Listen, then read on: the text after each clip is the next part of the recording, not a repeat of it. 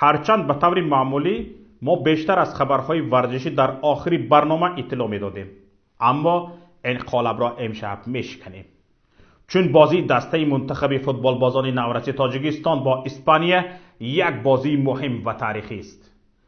اینجا آبروی کشور در میان است.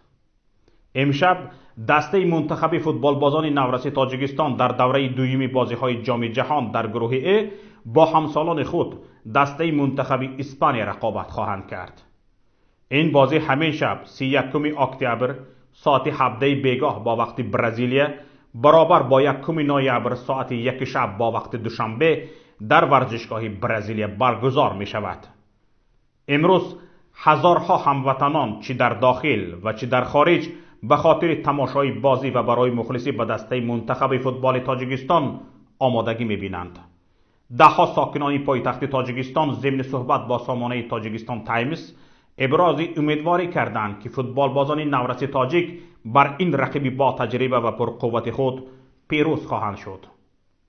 ما امید داریم که تاجیکستان اسپانیا رو برد بنماید، برای هم تاجیکستان و پیش. دعا میکنیم که تاجیکستان بره، ما امید داریم میبره تاجیکستان و پیش.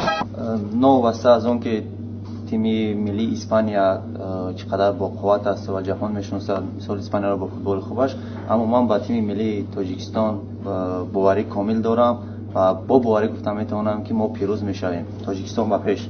من از این چیزا دارم که حتما تاجیکستان خود را به دست میارد و جای اول را در میگیرد.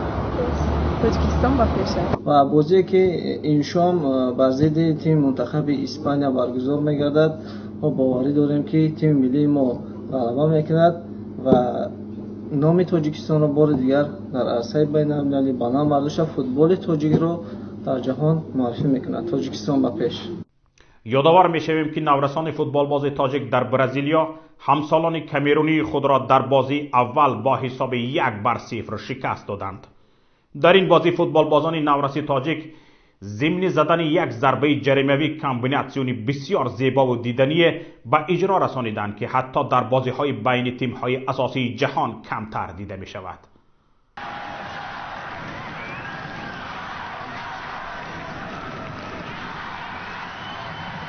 مورد به ذکر است که مسابقه جهانی فوتبال بین جوانان تا 17 ساله از سال 1993 سال در میان برگزار می‌گردد. شرکت تیم منتخب تاجیکستان امسال بار 11 است، ولی قبلا همگی یک مرتبه به دسته منتخب تاجیکستان میسر شده است که در قسمت فینالی شرکت ورزد. آن هم سال 2007 بود که تیم تاجیکستان با یک پیروزی، یک باخت، یک نتیجه مساوی تا دوره 4-1 نهایی رسیده است.